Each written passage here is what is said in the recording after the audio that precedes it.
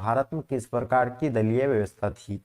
तो बताइए first question आपके स्क्रीन पे, और तेजी से इसका आंसर देने का प्रयास कीजिएगा। तो डियर स्टूडेंट, आपको पता होगा एकल अधिपत्यशाली दलीय व्यवस्था, लेकिन यहाँ थोड़ा सा टाइपिंग में मिस्टेक कर दिया है, तो ये आपको पता होना चाहिए, यानी एकल अधिपत्यशाली दलीय व्यवस्था, यानी इसका आंसर आपका डी बिल्कुल राइट आंसर हो जाएंगे। ठीक है, चलिए नेक्स्ट क्वेश्चन की ओर चलते हैं। क्वेश्चन नंबर आपके स्क्रीन पे, क्वेश्चन नंबर दूसरा कहलाता है कि भारतीय राष्ट्रीय कांग्रेस ने किस प्रकार का समाजवाद अपनाया था? बताइए। भारत राष्ट्रीय राष्ट्रीय राष्ट्रीय ने कांग्रेस मतलब भारतीय राष्ट्रीय कांग्रेस ने किस प्रकार का यानी समाजवाद अपनाया था? तो डियर आपका पहले मार्क्स का वैज्ञानिक समाजवाद बिल्कुल भी नहीं, ये जो है ब्रिटेन का लोकतांत्रिक तांत्रिक समाजवाद। चलिए नेक्स्ट क्वेश्चन आपके स्क्रीन पे, तीसरा नंबर क्वेश्चन, किसने कहा कि स्वतंत्रता के बाद कांग्रेस मात्र पार्टी ही नहीं बल्कि वह सरकार, राज्य, यहाँ तक के मतलब देश जैसी हो गई? तो ये जो है मतलब किसने कहा था? ये स्टैनले मतलब किसने कहा था? कोसनेक ने कहा था। तो इसका आंसर आपका बिल्कुल ए एब्सोल्युटली राइट आंसर हो जाएंगे। जितने क्वेश्चन आपको यानी कलेक्ट किया गया, सभी महत्वपूर्ण क्वेश्चन आपके एग्जाम के लिए भारतीय राजनीतिक दलीय व्यवस्था को यानी किस श्रेणी में रखा गया है? तो बिल्कुल आप लोग नोट कर लीजिएगा, अगर आपको नहीं पता होगा तो बिल्कुल आपको पता होना चाहिए बहुदलीय व्यवस्था में।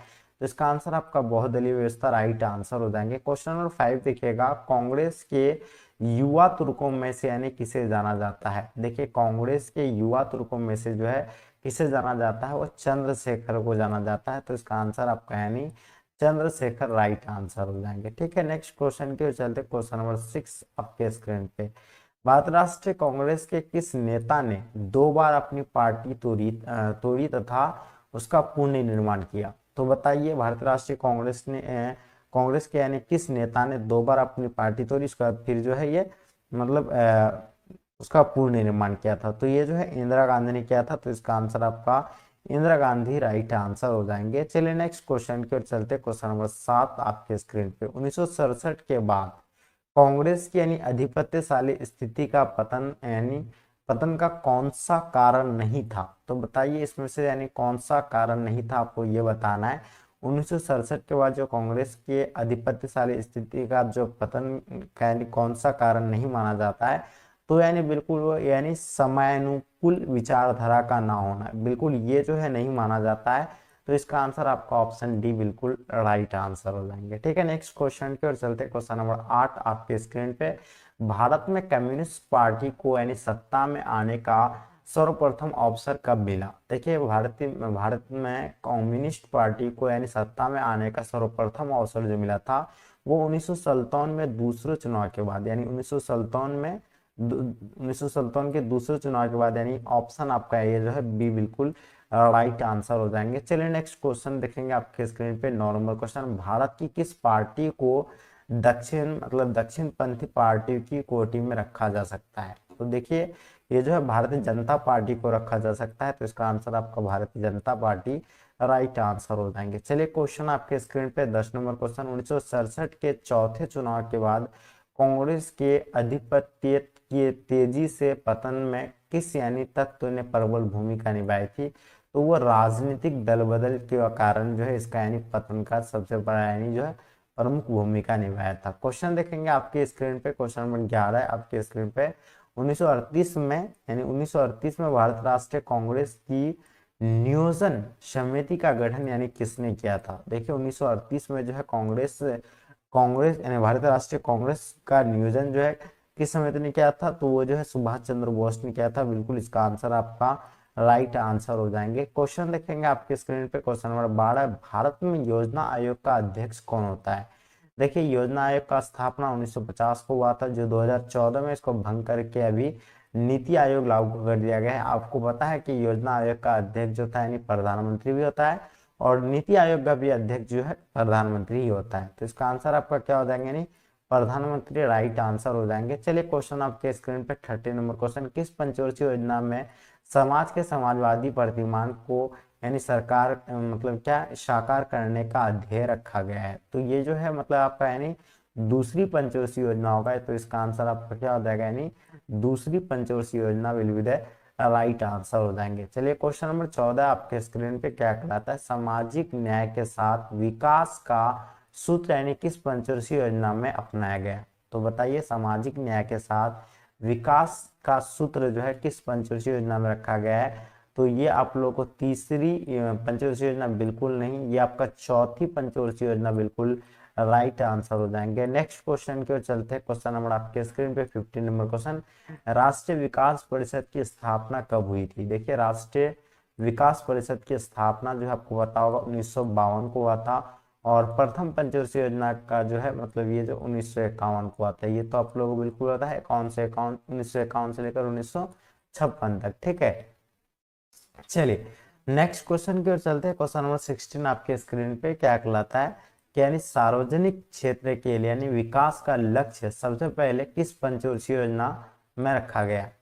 बताइए, देखिए सार्वजनिक क्षेत्र के लिए विकास का लक्ष्य सबसे पहले किस पंचवर्षीय में रखा गया था, तो वो दूसरी पंचवर्षीय योजना में रखा गया था। तो इसका आंसर आपका यानी दूसरी पंचवर्षीय योजना राइट आंसर हो जाएंगे। क्वेश्चन नंबर 17 देखेंगे आपके स्क्रीन पे, हरित क्रांति का क्या दुष्प्रभाव हुआ। तो बताइए हरित क्रांति का जो दुष्प्रभाव क्या हुआ, तो बिल्कुल आपको पता है सामाजिक तनाव की बढ़ोतरी, यानी इसका आंसर आपका यानी डी बिल्कुल राइट आंसर हो जाएंगे। चलिए नेक्स्ट क्वेश्चन की ओर चलते हैं। क्वेश्चन नंबर 18, हमारी नियोजन व्यवस्था किस विचारधारा पर आश्रित है।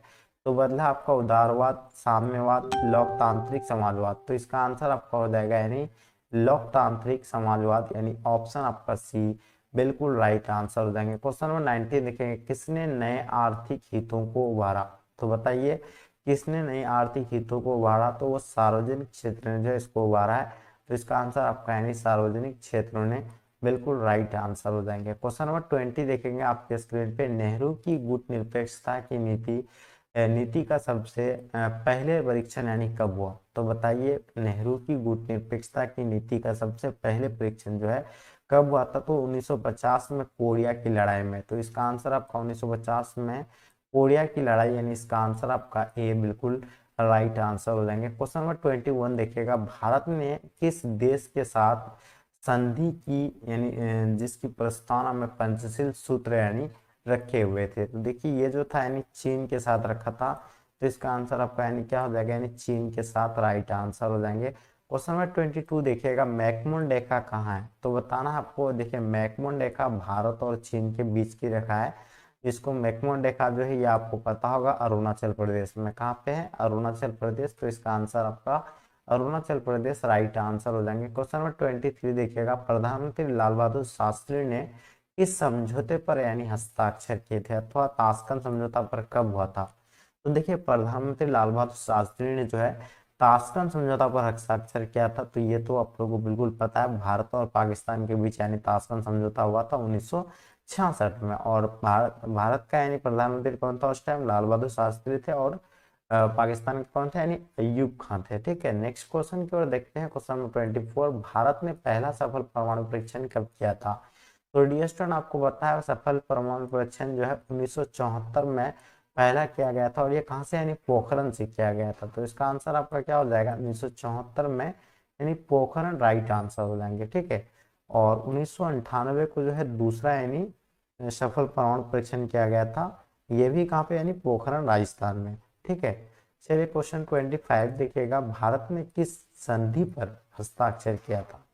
ठीक है, आपको ये बताना है कि भारत ने किस संधि पर हस्ताक्षर किए थे। तो ये यानी पाक्षिक परीक्षण मतलब क्या, परीक्षण प्रतिबंध संधि पर। तो इसका आंसर आपका क्या हो जाएगा, यानी पाक्षिक परीक्षण प्रतिबंध संधि, ऑप्शन आपका ए बिल्कुल एब्सोल्युटली राइट आंसर हो जाएंगे। चलिए क्वेश्चन नंबर 26 देखिएगा, भारत को किस संस्था मतलब संस्था में पूर्ण यानी संवादी का स्थान प्राप्त हुआ था। तो भारत को किस संस्था में पूर्ण संवादी का स्थान प्राप्त हुआ था, तो उसका एशियाई क्षेत्र मंच हो जाएगा। तो इसका आंसर आपका क्या हो जाएगा, यानी एशियाई क्षेत्र मंच will be the right answer हो जाएंगे। क्वेश्चन नंबर 27 देखिएगा, भारत ने दूसरा सफल परमाणु परीक्षण। तो आपको हम बताया कि पहला परमाणु परीक्षण जो किया गया था वो 1974 में किया गया था, और कहाँ पे यानी पोखरण में। दूसरा 1998 में किया गया था, ये भी यानी पोखरण यानी राजस्थान में। तो इसका आंसर आपका यानी बिल्कुल राइट आंसर हो जाएंगे। चलिए नेक्स्ट क्वेश्चन की ओर चलते। क्वेश्चन नंबर 28, निम्नलिखित में से यानी कौन नेता श्रीमती इंदिरा गांधी की सरकार में उप प्रधानमंत्री थे? तो ये जो थे यानी कौन थे? मोरारजी देसाई जो थे उस टाइम यानी थे। तो इसका आंसर आपका मोरारजी देसाई राइट आंसर हो जाएंगे। चलिए क्वेश्चन नंबर 29 देखिएगा। भारतीय राष्ट्रीय कांग्रेस की पहली महिला अध्यक्ष यानी कौन थी? देखिए भारतीय राष्ट्रीय कांग्रेस की पहली महिला अध्यक्ष जो थी एनी बेसेंट था। कौन था? यानी एनी बेसेंट राइट आंसर हो जाएंगे। और भारतीय राष्ट्रीय कांग्रेस पार्टी की स्थापना 1885 को हुआ था, ये तो आप लोगों को बिल्कुल पता होगा, ठीक है। और इसका आंसर आपका क्या हो जाएगा? एनी बेसेंट राइट आंसर हो जाएंगे। चलिए 30 नंबर क्वेश्चन आपके स्क्रीन पे। 1971 के ग्रैंड अलायंस के बारे में कौन सा कथन ये जो है ठीक है? तो बताइए कौन सा कथन इसके बारे में सत्य, आपको ये देखना है। तो इसका गठन जो है गैर कांग्रेसी दल मतलब क्या दलों ने किया था, और कम्युनिस्ट और गैर, ठीक है। तो इसका आंसर आपका क्या हो जाएंगे? ये बिल्कुल एब्सोल्युटली राइट आंसर हो जाएंगे। चलिए क्वेश्चन नंबर 31 देखिएगा। क्या कहलाता है कि गैर कांग्रेसवाद का नारा किसने दिया था? तो बताइए गैर कांग्रेसवाद का नारा जो है ये किसने दिया था? राम मनोहर लोहिया ने दिया था, कर्पूरी ठाकुर या आपका चंद्रशेखर कामराज? तो देखिए डियर स्टूडेंट, आपको पता होगा